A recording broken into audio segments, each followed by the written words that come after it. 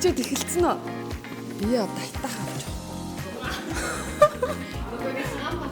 Тий, ер нь би тэгж өөрийгөө алиа шооч гэж нэг мэдэхгүй л байдаг байсан л да. Одоо ч яг ер нь хүмүүс инээгээд идэг болохоор л да ер нь жоохон алиа гэж магадгүй гэж боддог. Гэхдээ энэ бол яг ингэж алиалий гэж би алиалдаггүй байхгүй тий. Юм хэлэхэр хүмүүс инээгээд идэг. Тэгээд би тэрэнд нь өөрөө дасцсан. Тэгэл тийм.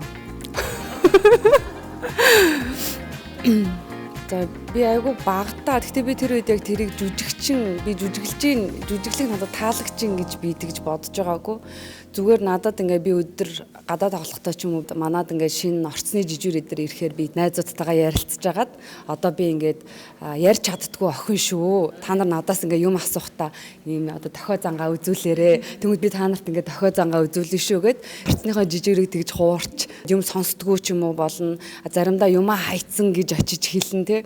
Тэр надад гадаад тоглохоос илүү тэгж хүмүүстэй харьцаа үүсгэж өөр дүрд орох нь надад айгу таалагддаг байсан. Дуулдаг тэгэл нөгөө л урлагийн үзлэгт ордог байсан тий. Бас би дууны тэмцээнд орсон. Дууны тэмцээн надад өөр үе таалга нээж өгсөн. Кинонд орох тийм үе таалга нээж өгсөн. Нөгөө багад авч исэн мэдрэмж чинь тэнд дахиж давтагдаад бага наснд байсан тэр атмосфер яг албан ёсны болохоро эн чи яг кино зураг авалт болчихж байгаа юм байна штэ гэд. Тэгээд яг илүү одоо энэ жүжигчин гэдэг карьерт илүү орсон. Тэр нь айгу хүчтэй мэдрэж төрүүлжсэн.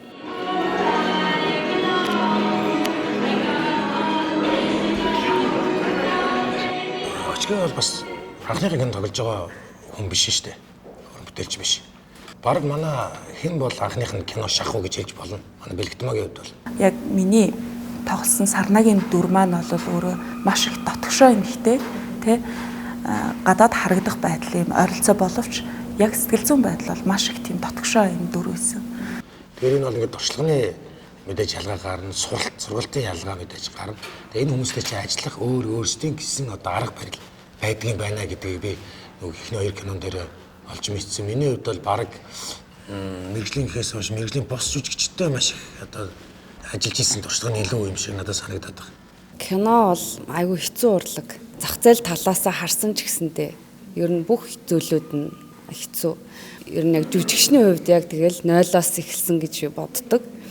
Тийм учраас бүх ингээд оролцож байгаа кино олгоныхоо би баг ажиллаж байгаа зүйл бүх юмнуудыг би ингэж ажиглаж бүгдийг ингээд цээжилж дандаа одоо юм сурах гэж мэдэх гэж тэгж ордог. Тэгэхээр сонголтоо кино л гэж би боддог.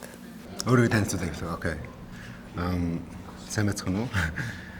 Ноо гэдэг би Лос Анжелесд амьдардаг. Тэнцээ жүжигчний сургуульд явсан. Acting for Film and TV. Тэнцээ мэргэжлэр ажиллаад энэ прожектнууд оролцоод тэгээ явж байгаа. Тэр мөчөд бас ийм opportunity олдоод одоо Монголд ирж ажиллах те. Тэр дундаа амраах олон үргэлжлэн production дээр ажиллаж байгаа амар тийм бэлгшээж байгаа. Маш олон хүмүүс төр бид нар проб хийсэн, каст хийсэн. Тэгээд бид нар заримдаа хүүхэд насаа сонгочоод том насаа сонгох ч юм уу, том насаа сонгочоод хүүхэд насаа сонгох ч юм уу. Сонгогдсон байсан хүн гинтхэн болж юм байл ингээл янз бүрийн асуудал болно шүү дээ.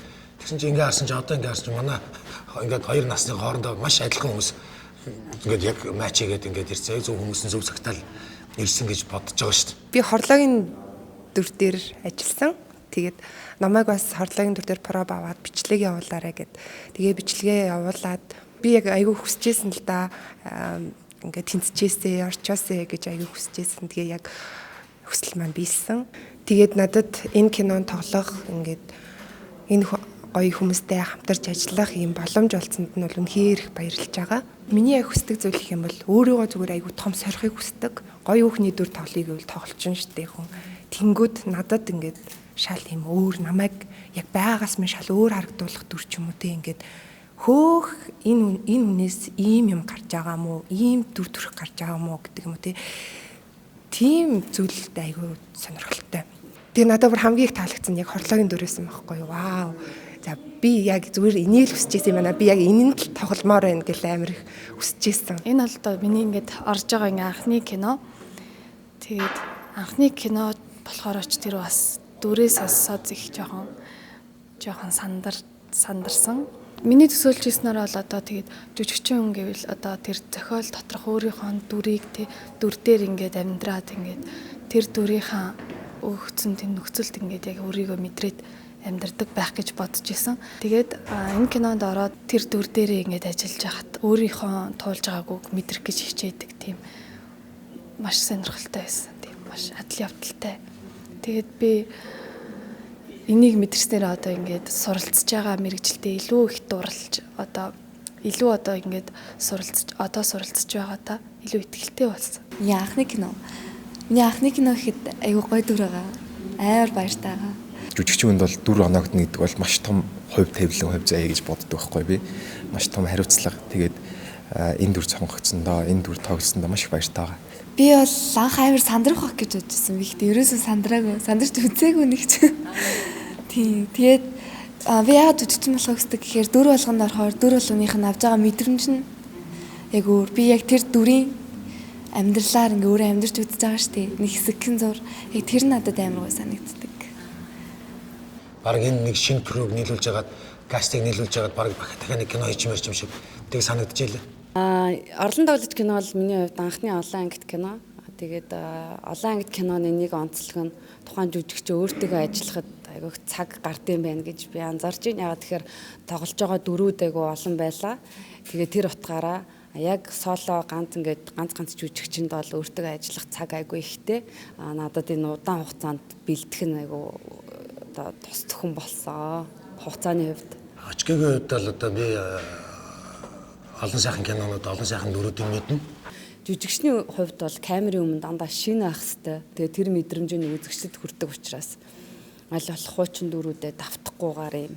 Очгирлэг ч юм уу, шоу бусад тоглож байгаа дүрүүдээ ч юм уу ингээд өөр дүрээр бас үзэгчдэд харуулах, өөр үйл явдал тутгаж үзүүлэх.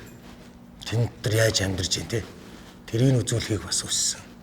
Бид нар мэдээж нэгдүгээр бас насаа харж дөрүүдээ сонгосон. Хоёрдугаар бид нар бас шинэ авиас нээх нь бидний одоо бас кино урлагийн Монголын киноны өмнө хүлээсэн нэг том үүрэг маань. За намайг төвшин төгс гэдэг 25 настай. Одоо сургуулийн төгсөө шин залуу уран бүтээлчд өөрсдөө нөгөө гарч ирэхэж маш хэцүү байдаг л да. Ер нь бол за ер нь л өөрсдөө юм хийгээд үзье. Тэгээ бас өөрсдөө бид нар ч бас юм хийхэд аюу хүндрэлтэй юмнууд бол зөндөл гарч ирж байгаа. Амрахтай шууд холбогдоод би зөвхөн л чат биччихсэн байхгүй. Сайн мөн ахаа тэгээд ингээд сургуулаа төгсөөд ийм продакшнтай.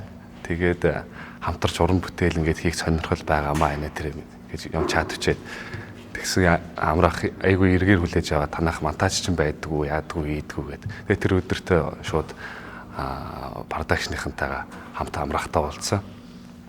Тэгээд амрах ийм хийх гэж байгаа олон актинг хийж байгаа гэх гэж байгаа гэдэг.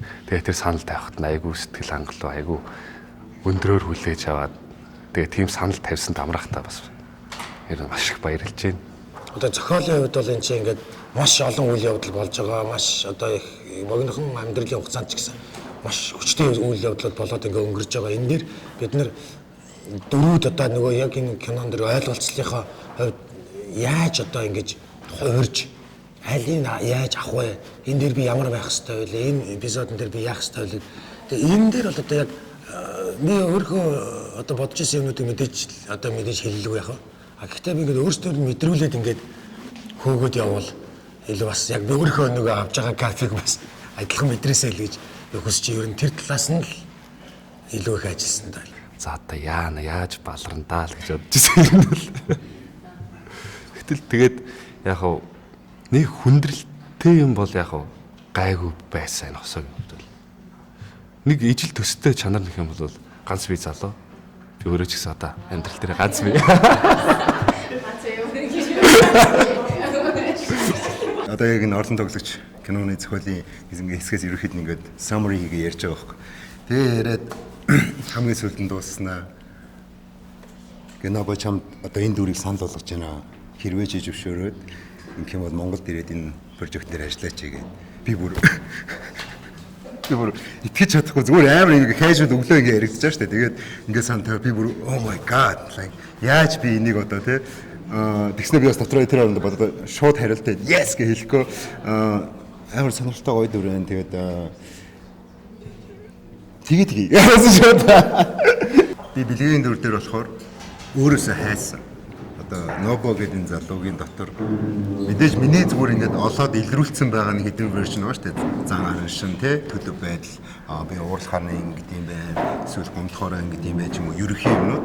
Бэлгийн хувьд болохоор бэлгийн юм айгуу тийм доторшоогоо хүн байгаа даа шүү дээ.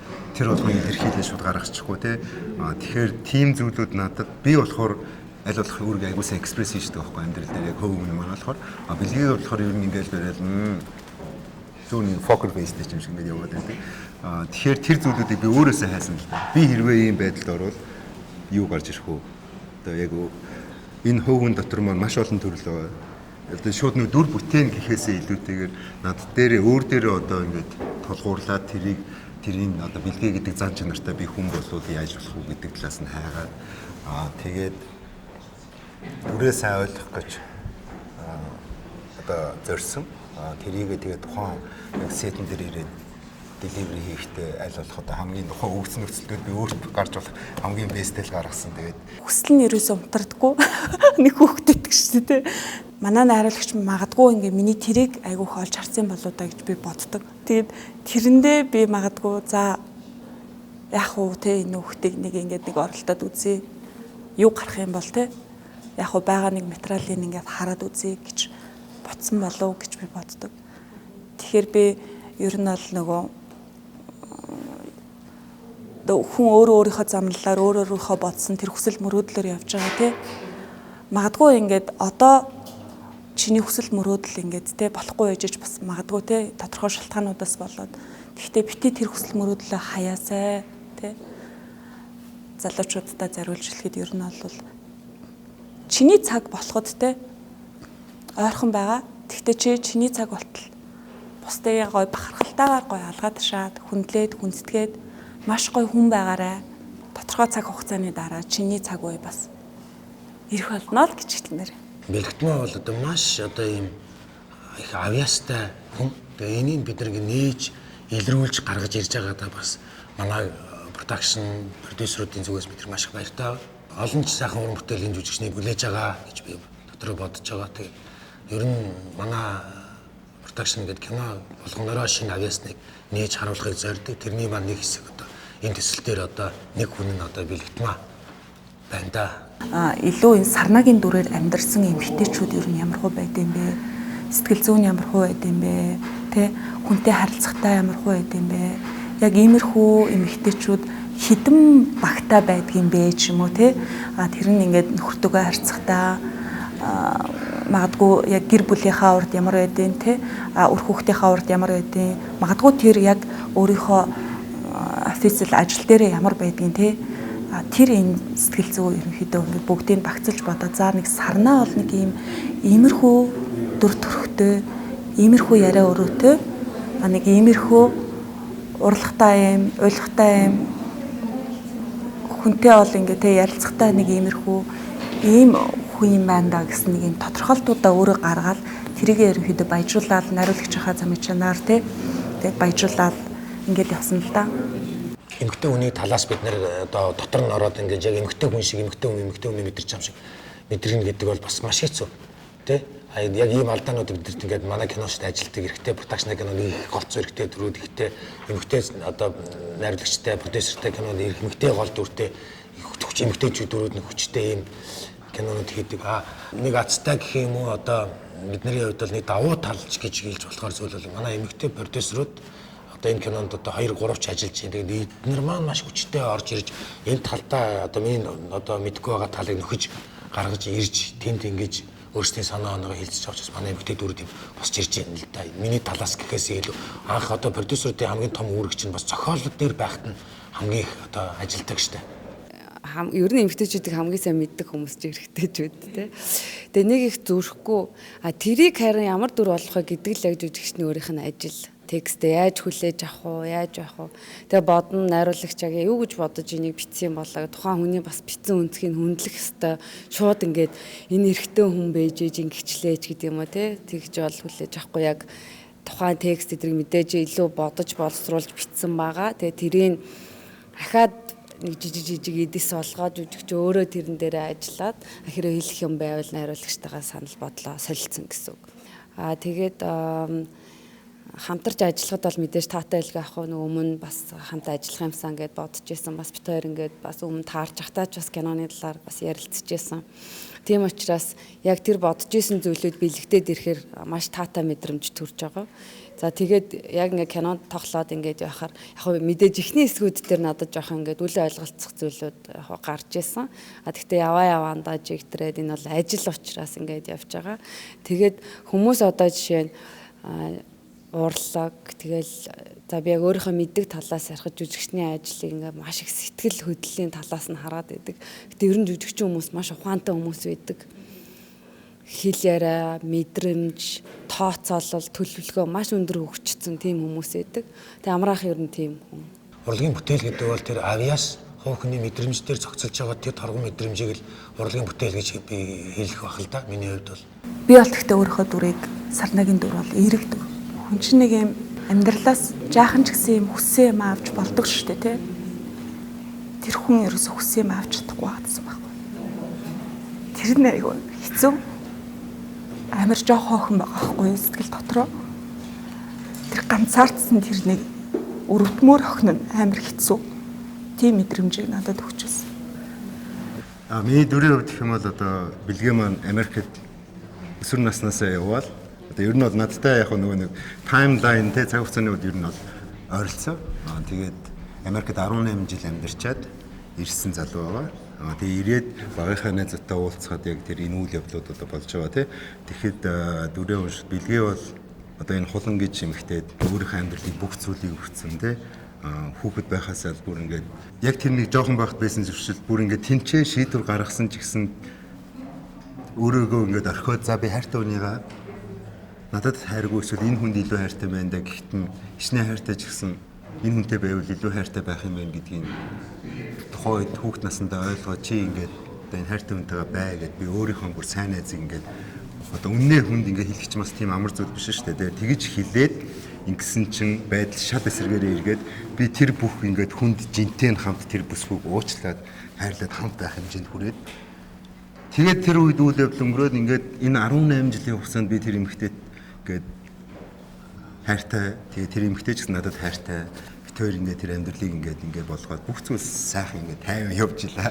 Тэгэл багааны найзтай уулзгаад ингээд Монголд ирэхэд те энэ бол хайр дурлалын зөрчилж байна. Тэгээд яг гол яриа руу ороход бол хайр дурлалын төлөө өөрөөсөө ч илүү өөрийгөө ч хайрлахаас илүү тэгээд одоо энэ эмэгтэйн төлөө бүх нэг те зориулж энэ дээр нь одоо relationship буюу те найз нөхдийн нөхөрлөө хүртэл энэ дээр тавьж одоо хайртай хүнийгаа хамгийн сайн найзынхаа дээгүүр хүртэл тавьж байна. Тэгээд өөрийнхөө мөн чанар буюу өөртөө баримтлагдаг зарчмуудынхаа хүртэл дээгүүр гаргаж тавиад бас айгүй нэм олон layerтэй буюу давхархтай юм динамиктэй дүр байгаа юм да миний ойлгож байгаа бол манай бэлгийн дүр маань үзэгч бол өөрсдөө үзээд шөмжлөх үү шөмжлөлтэй биш хандах уу гэдгээ шийдэх байх л та тэр бол яг үзэж байгаа хүмүүсийн эрх байх.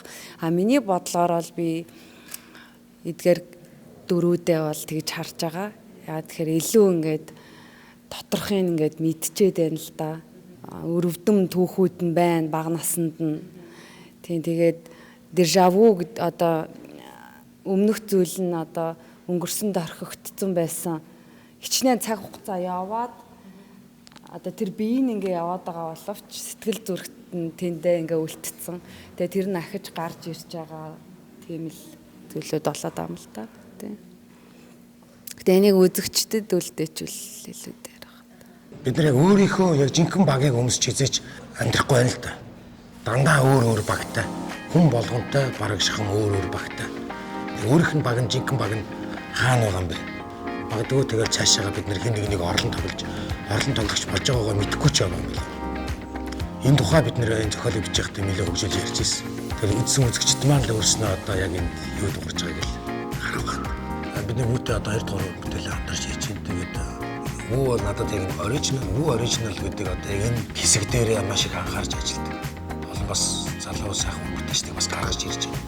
Тэгээ надад HBO стрим шиг л санагддаг л да. Маш сайн одоо оригиналуудтай.